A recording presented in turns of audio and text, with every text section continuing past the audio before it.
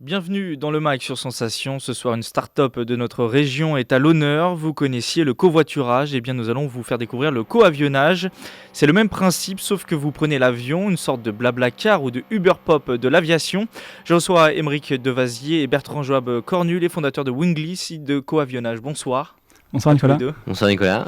D'abord, avant de parler de votre site internet, je voudrais en savoir plus sur vous. Quel a été votre parcours personnel à chacun? Quelle est votre formation? On va commencer par vous, Émeric. Alors, donc on est trois dans la startup, trois qui sont très proches du secteur aéronautique. Donc j'ai fait une formation d'ingénieur polytechnicien et je suis pilote depuis l'âge de 17 ans. En fait, je voulais être pilote de chasse à la base et je me suis reconverti plus ou moins maintenant dans le milieu des startups. Et donc c'est pour ça qu'on a commencé ce projet entrepreneurial avec Bertrand et Lars, le troisième associé. Et vous, Bertrand, votre parcours à vous? Alors moi, je suis ingénieur aéronautique Supaéro.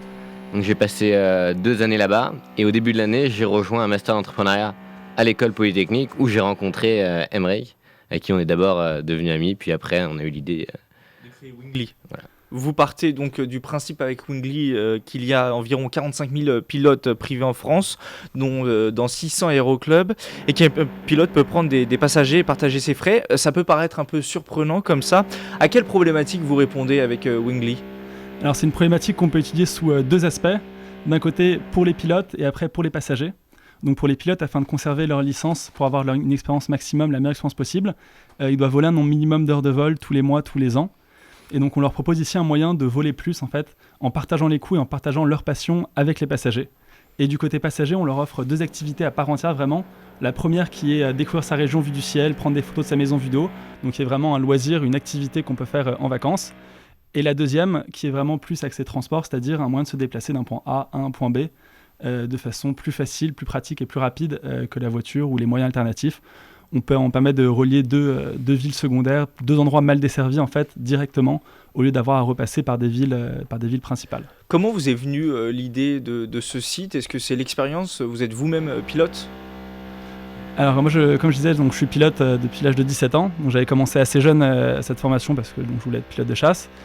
Et c'est face donc, à mes premières heures, face à mes premières années de pilote, que je me suis retrouvé face au problème de pas avoir assez de monde avec qui voler, pas avoir aussi financièrement assez d'argent pour faire toutes les heures de vol que j'aimerais faire.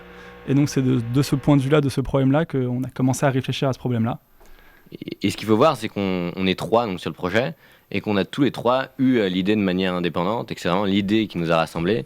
Moi de mon côté, donc, c'était à Supaéro, en côtoyant beaucoup d'amis qui passaient leur licence de PPL, qui avaient du mal à la financer, ensuite du mal à entretenir leurs heures. Et qu'en discutant avec eux, ils avaient émis cette idée-là, on l'a creusée et ensuite au début de l'année, avec Émeric, on s'est rendu compte qu'on avait eu tous les deux cette idée. Et pour la petite anecdote, Lars, le troisième, avait aussi eu l'idée indépendamment. Donc depuis l'Allemagne, lui, à Berlin, il avait son entreprise de développement web. Et il l'avait posté sur un site de référencement de start-up qui s'appelle Angelist. Et c'est là qu'on l'a rencontré, qu'on a beaucoup échangé. Et après plusieurs échanges, on a vu qu'on partageait une même vision. Il est venu à Paris. Là, on a confirmé que l'équipe pouvait faire quelque chose ensemble. Et ensuite, c'est depuis mars qu'on travaille à plein temps sur le projet au sein donc, de l'incubateur Agorana à Paris. Et ce que je voulais préciser aussi qu'on n'a pas dit en fait depuis le début, c'est que ces avions, c'est des petits avions donc de 2 à 6 places. On parle pas des jets privés, pas des Airbus, vraiment c'est les petits avions pilotés par des passionnés qui volent pour leur loisir. Donc c'est pas le métier. Ouais. Alors comment fonctionne le site Wingly? Est-ce que c'est les pilotes qui viennent déposer leur annonce sur votre site? C'est eux qui gardent la mainmise sur le vol, sur la proposition du trajet en tout cas? Donc c'est les pilotes qui sont vraiment à l'initiative du vol, de la même façon que Blablacar. C'est un pilote qui a prévu de faire un vol, donc un vol de transport ou un vol local dans sa région, et qui va poster l'annonce sur le site. Donc il est bien à l'initiative du vol. Donc c'est pas une démarche commerciale, il n'y a pas une demande d'un passager auquel répond un pilote, c'est vraiment quelqu'un qui a prévu de faire un vol et qui ensuite permet à des passagers de venir se greffer sur ce vol. Donc c'est une démarche qui n'est pas du tout commerciale. Les passagers viennent juste profiter d'un transport de place qui dans tous les cas allait être vide. Alors vous avez parlé de Blablacar, quand on vous compare à Blablacar ou à Uber Pop, c'est ça? On est sur la bonne voie ou alors ça vous vexe peut-être? Pour Blablacar, on peut dire qu'on est sur la bonne voie. Uber Pop, c'est pas la même voie, sachant que Uber Pop c'était une activité lucrative. Les conducteurs Uber Pop gagnaient de l'argent avec cette activité et ne faisaient pas que partager les frais, c'était vraiment un moyen de gagner leur vie. Alors qu'avec les pilotes privés que nous visons, vraiment les personnes qui vont utiliser la plateforme, sont des pilotes qui ne feront pas de bénéfices, ne feront pas ça dans un but lucratif. Ils feront juste un partage de coûts, c'est-à-dire qu'un vol qui leur revient à 100 euros, en fait, il permettrait de payer seulement 50 euros de ce vol ou de récupérer une partie en partageant les frais. Mais ils doivent à tout moment payer leur part du vol, c'est ce que leur autorise leur licence. D'un point de vue réglementaire, est-ce que votre startup a été compliquée à monter? Je crois savoir qu'il y avait une société américaine similaire, Flight Now, qui avait dû arrêter son activité aux États-Unis pour des raisons juridiques. Mais tout à fait, et c'est pour ça que c'est très important justement de faire la comparaison avec BlaBlaCar et un partage de passion et pas avec Uber et Uberpop, parce qu'aux États-Unis, cette startup Flight Now avait été interdite pour les mêmes raisons que les polémiques soulevées avec Uberpop. Donc là-bas, c'était une startup qui s'était lancée en mai 2014 dans la région de San Francisco, qui avait vraiment effectué une vraie validation marché. Il y avait plein de membres de l'activité autour de la plateforme et l'organisme de régulation américain, la FAA, l'a interdite parce que les pilotes pouvaient effectuer des bénéfices sur la plateforme. C'est pour ça que nous, on met un point d'honneur à réglementer ce partage de coûts, à faire en sorte qu'il rentre vraiment dans le cadre d'une loi qui aujourd'hui encadre ce partage de coûts et qui va même plus loin que BlaBlaCar, où BlaBlaCar, le conducteur a une liberté assez grande quant au prix qu'il a proposé. Dans le secteur de l'aéronautique, ce partage de coûts il peut s'effectuer seulement dans la limite du prorata entre le coût total du vol et le nombre de passagers. Autrement dit, le pilote doit au moins payer sa part du vol. Oui, justement, j'ai regardé des vols, j'ai noté quelques exemples. Un vol Sarlat-Bergerac à un peu moins de 25 euros, un Paris-Genève à 166 euros. Comment sont calculés les tarifs précisément? Alors les tarifs, ils sont divisés en deux. Il y a l'argent que le pilote va récupérer et la commission pour le fonctionnement du site. Donc le pilote, quand il inscrit son vol, il inscrit la durée du vol et le coût total que va lui coûter le vol. Ensuite, il rentre le nombre de places disponibles dans l'avion et le nombre de places total de l'avion. Comme ça, on peut diviser justement le prix total en fonction du nombre de places dans l'avion et on arrive à un prix par place qu'on lui propose. Ensuite, à partir de ce prix, il est libre de le diminuer ou de l'ajuster selon ses préférences. Mais si jamais il dépasse cette limite du partage de coûts, si jamais on se rend compte que comparé à l'avion qu'il a, le trajet qu'il compte faire, ça dépasse le prix normal d'un avion, de l'avion qu'il utilise, alors il ne pourra pas poster le vol. Pour vous, donc, ça marche avec les commissions? Vous êtes financé comme ça? Donc on est financé avec les commissions, c'est sûr qu'il y a beaucoup de frais qui incombent à la société, au bon fonctionnement d'un site, à la sécurité d'un site comme cela. Et c'est pour ça que les commissions viennent et c'est la façon dont on se rémunère sur l'activité.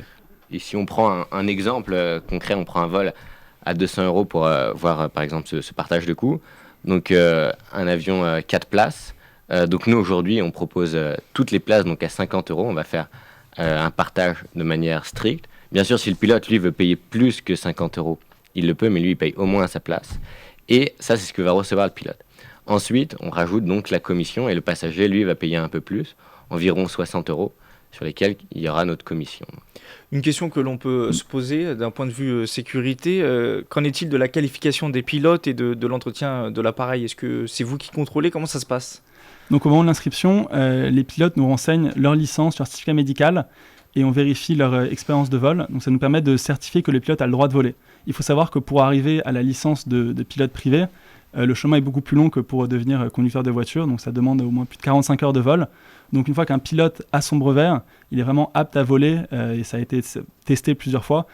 Donc de ce point de vue-là, on vérifie que le pilote est apte à voler et le fait qu'il ait obtenu sa licence est un gage de sécurité pour le déroulement du vol. Ensuite, du côté machine, on lui demande de nous indiquer la machine sur laquelle il vole. Donc d'un côté pour justement vérifier que le partage de coûts est bien respecté. Et on demande aussi à qui appartient la machine, qui appartient souvent à des aéroclubs, ce qui nous donne un certain gage de confiance, un gage de sécurité pour la maintenance, puisque c'est des associations, les aéroclubs, qui s'occupent de la gestion des avions pour que plusieurs membres volent dessus, donc qui est faite de façon très sérieuse. Alors sur le marché, vous n'êtes pas seul, il y a aussi Aerostop ou encore Wingshare. Il y a un vrai marché, un vrai potentiel pour le coavionnage aujourd'hui. Ça peut paraître un peu comme ça, surprenant, c'est vrai qu'on n'y pense pas forcément. Bah, tout à fait, et là on voit plusieurs plateformes qui se lancent en même temps que nous. Donc c'est surfer sur la vague de l'économie collaborative. Et s'il y a un réel marché, c'est parce que pour les pilotes, on répond vraiment à un besoin. Donc eux, c'est un loisir, mais c'est un loisir très onéreux. Aujourd'hui, leur barrière principale finalement est le financement de leurs heures de vol. C'est environ, en ordre de grandeur, 180 euros de l'heure de vol. Donc nous, on leur propose quelque chose de simple, c'est vraiment de couper leurs coûts, en général au moins par deux, Et aussi, il y a la grande thématique qui est le partage de passion. Voilà, des pilotes de temps en temps qui volent seuls. Clairement, ils nous indiquent qu'ils préféraient voler à plusieurs. Donc là, la proposition de valeur est simple. Les pilotes sont nombreux en France. On est le premier pays en termes de densité de terrain et d'aéroclubs.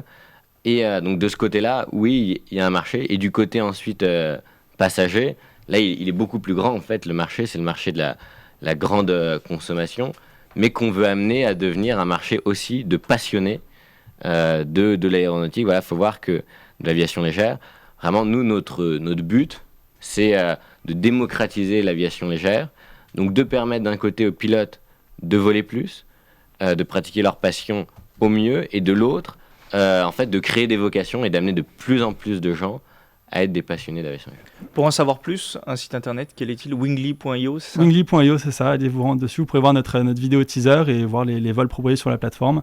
Avec les onglets fonctionnement, vous pourrez en savoir plus sur l'aviation légère et le fonctionnement du site. Merci Émeric, merci Bertrand. Et votre troisième collègue, comment s'appelle-t-il déjà? Lars. Voilà, puisque vous êtes trois.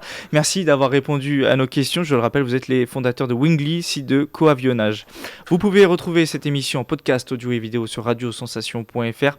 Excellente soirée sur Sensation.